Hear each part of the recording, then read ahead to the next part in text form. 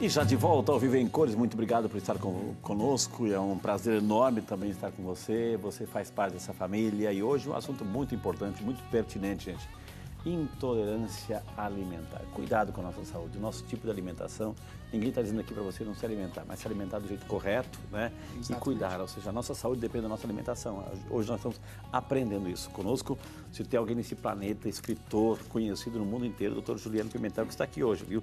O filho querido da dona Mirtes, aí de Vitória, Espírito Santo, acompanhando o programa, viu? Ô, doutor, temos, assim, pessoas, a gente falou assim de problemas de obesidade, as Sim. consequências, enfim, uma delas é a diabetes, assim, a hipertensão e companhia limitada, assim, a obesidade mórbida.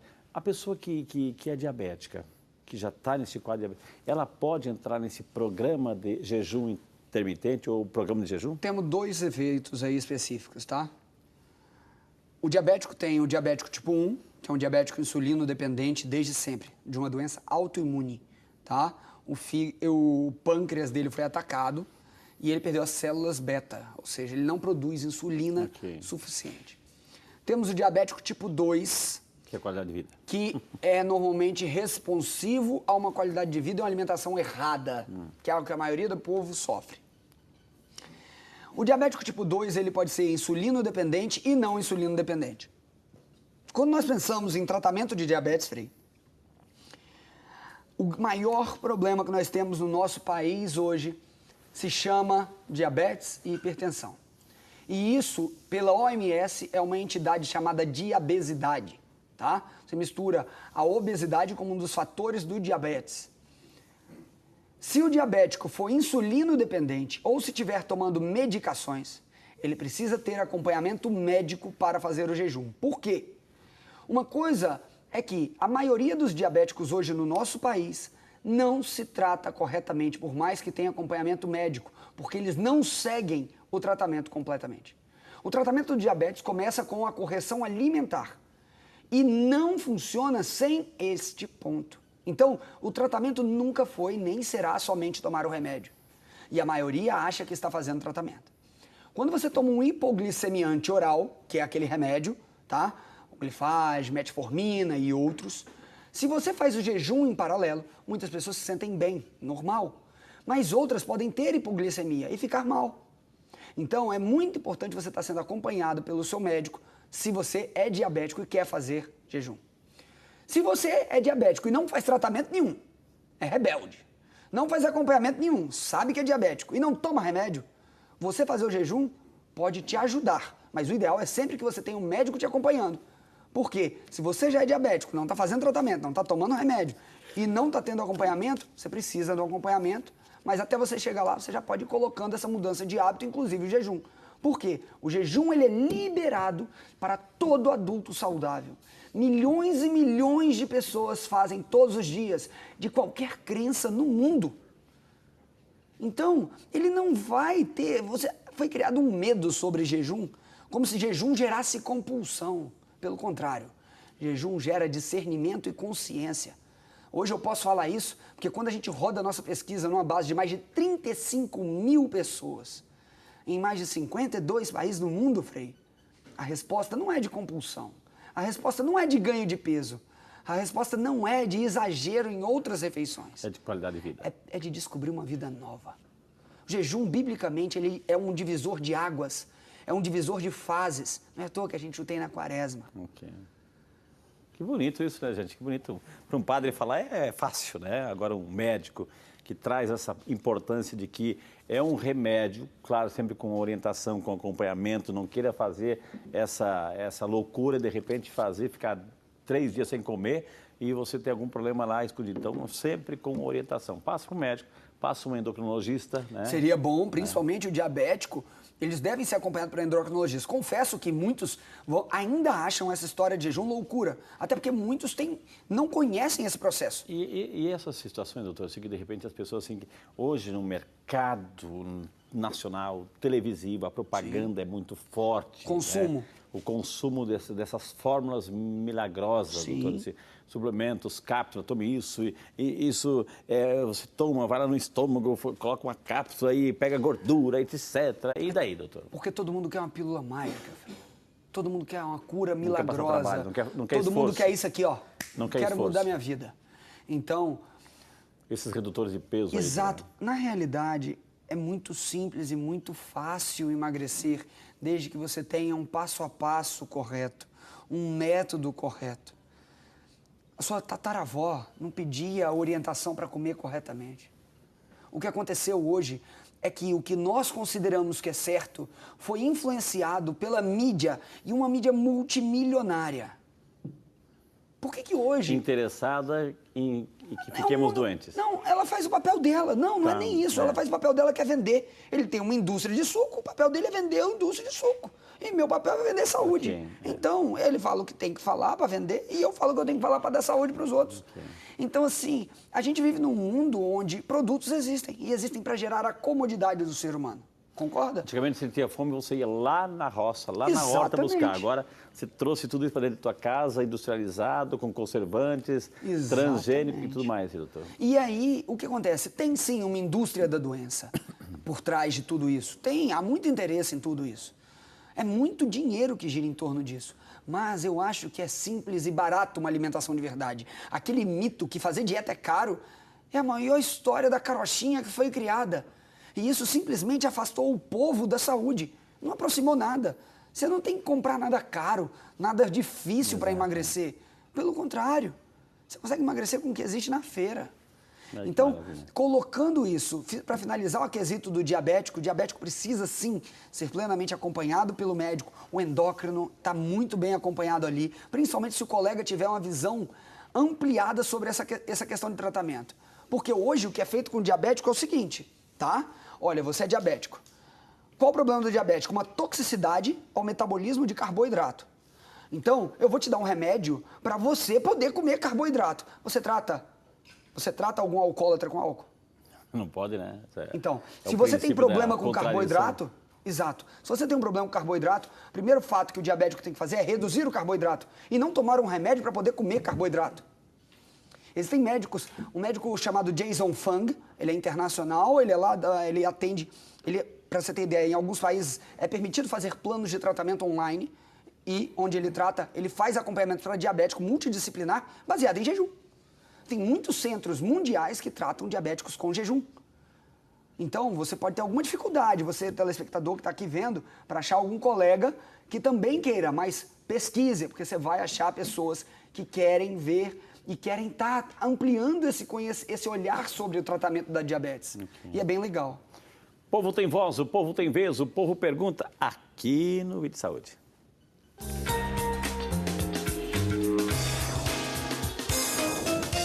Meu nome é Ana Regina e gostaria de fazer uma pergunta. Os alimentos livres de glúten são mais saudáveis? Aí, doutora, assim, já voltamos ao tema do glúten, assim, os alimentos livres. Podemos citar alguns, etc? Podemos, aí, né? Vários, super saudáveis. Vou citar, hein? Feijão, alface, anota salada, a receita.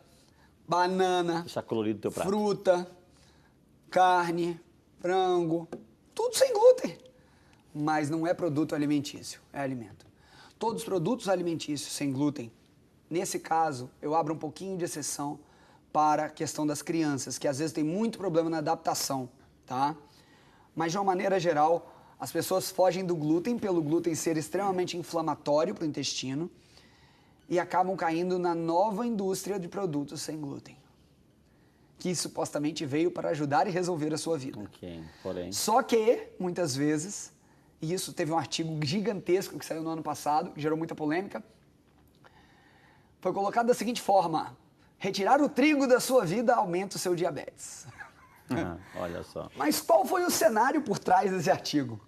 Foi que as pessoas que retiravam o trigo nos Estados Unidos consumiam produtos sem glúten que são feitos com farinha de arroz. E que a farinha de arroz tem amplamente utilizado com outras substâncias para fazer os produtos sem glúten ficarem saborosos.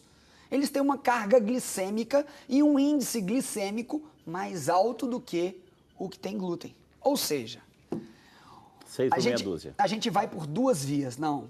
O trigo, além dele inflamar o intestino, ele aumenta seu risco por ele ser altamente, levar muito a sua carga de insulina, de glicose no corpo. O produto sem glúten, ele tirou a inflamação do trigo, correto?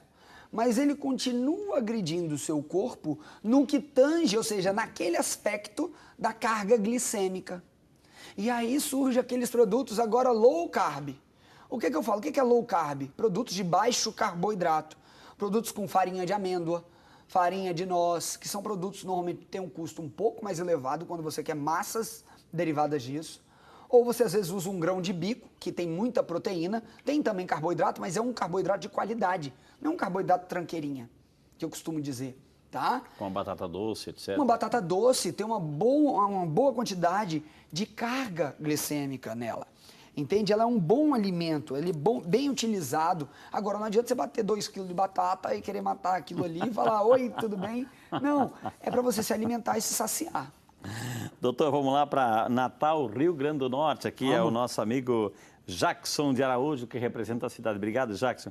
Ele gostaria de uma explicação, doutor, pois tenho me alimentado corretamente e ganho e não ganho peso. Pelo contrário, tenho perdido. Isso pode ser alguma intolerância alimentar?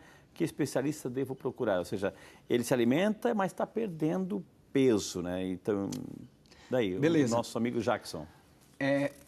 Tem alguns pontos, tá? Quando você se alimenta bem, se você tivesse... Tem 2 tipos de pessoas. Tem a pessoa que é falsa magra e tem a pessoa que é magra de verdade. O falso magro tem uma composição muscular corporal onde a gordura, ela existe, mas tem pouco músculo. Você pode ter 2 aspectos aí, Jackson. Se você está perdendo peso, você tem que ver se esse peso que você está perdendo, acompanhando o profissional, através de uma avaliação de bioimpedância ou uma outra avaliação, tá? Até na academia, com aplicometria, um profissional de educação física consegue fazer para dizer essa diferença, se você está perdendo gordura ou músculo. Esse é o primeiro ponto. Segundo aspecto, buscar um profissional para saber se essa perda de peso for conciliada, sim, com intolerância alimentar, uma doença celíaca. Por que o paciente celíaco é magro? Porque ele tem uma síndrome desabsortiva. Okay. E aí, ele tem uma série de problemas. Fazendo os exames, checando, a gente consegue diagnosticar isso. Não é só pela clínica, mas também com os exames em paralelo. Então, é interessante, Jackson, passar assim, tá? Por um profissional para estar te avaliando, querido. Vamos lá para São Bernardo do Campo, nosso amigo Reginaldo. Reginaldo de Braz, é isso? Obrigado, Reginaldo. Deus te abençoe pela participação aí, muito obrigado. Se eu consumir glúten e leite de caixinha, vai acontecer intolerância alimentar, né? Glúten e leite de caixinha. Aí voltou o leite aí. Vamos lá. É o Reginaldo. Reginaldo, vamos. O seguinte, glúten, ele está presente em algumas substâncias. Trigo, centeio, cevada, ou seja, a famosa cervejinha de carnaval do pessoal, e a gente ainda tem ele na aveia aqui por conta dos silos e ela é um outro tipo de glúten, é a avenina, tá? Então, assim, quando a gente pensa em trigo, aveia, centeio, cevada, tá? A gente pensa nele dessa maneira geral, onde está na mesa das pessoas. Todo derivado, hoje o glúten ele é utilizado em muitas substâncias que você nem imagina como um espessante barato. Isso inflama? De uma maneira geral, sim. Hoje a gente tem mais de 300 sintomas, não doenças, relacionadas à sensibilidade ao glúten não celíaca. 300 sintomas. Dor de cabeça, sinusite de repetição, alergia, dermatite, asma, bronquite, colite, diarreia, constipação e por aí vai, insônia e vai um monte, não para. Tá? Problemas que as pessoas têm no dia a dia e ficam tomando remédio ad eterno. Okay. Quando a gente vai para o leite de caixinha, eu te faço uma pergunta. Eu sou da época que, graças a Deus, eu tive a oportunidade de tomar na caneca o leite vindo da teta da vaca. Isso era leite de verdade. E para quem nunca tomou, quando você tomava aquilo, te dava até piriri se você não tivesse acostumado, porque aquilo era leite. Se você pega um leite de caixinha hoje, ele sofreu um processo UHT. Que é isso? Ele foi lá, passou por uma temperatura muito alta para esterilizar esse leite e matar ali as bactérias para poder viver durante mais tempo. Hoje tem muito que se fala sobre as embalagens que ficam lá de longa vida, tá? Que geram vários outros problemas pelo revestimento dela, por ela ficar em contato com plástico direto. Mas de uma maneira geral, todas as caixinhas, todas as coisinhas, fica longe disso. Isso vale para o suco também, viu, gente? Também, tá, gente? Porque, não sei se vocês repararam, a legislação brasileira é uma beleza. Néctar, você já reparou néctar? Aquele suco, gente, a última coisa que tem lá é fruta. Aquilo é 70% de açúcar. Entendeu? Água com açúcar. E é isso que você está dando pro seu filho achando que está tudo bem. Ah, mas é gostosinho, é docinho. O problema é que o açúcar entra no cérebro é um vício, é uma droga, né? E aí a gente fala o seguinte, quando a gente pensa, aí as pessoas vão falar, mas só um pouquinho não faz mal. Eu acho que esse só um pouquinho, em muitos aspectos, pode ser problema. Você exporia seu filho a só um pouquinho de alguma substância que você teria certeza que faz mal? Pois é, essa eu tenho certeza que faz mal para o seu filho. Mas só não vai fazer mal mediante seus olhos imediatamente. Então, assim, você deixa seu filho escolher se ele vai para o colégio ou não? Pensa um pouquinho. Chamar um intervalo na sequência, temos muito mais informações, tem perguntas aqui que chegaram também pelo telefone, pelo WhatsApp, pelo site, tudo mais a gente vai orientar aqui e entregar para o doutor, viu? Não sai daí, a gente volta já só para você.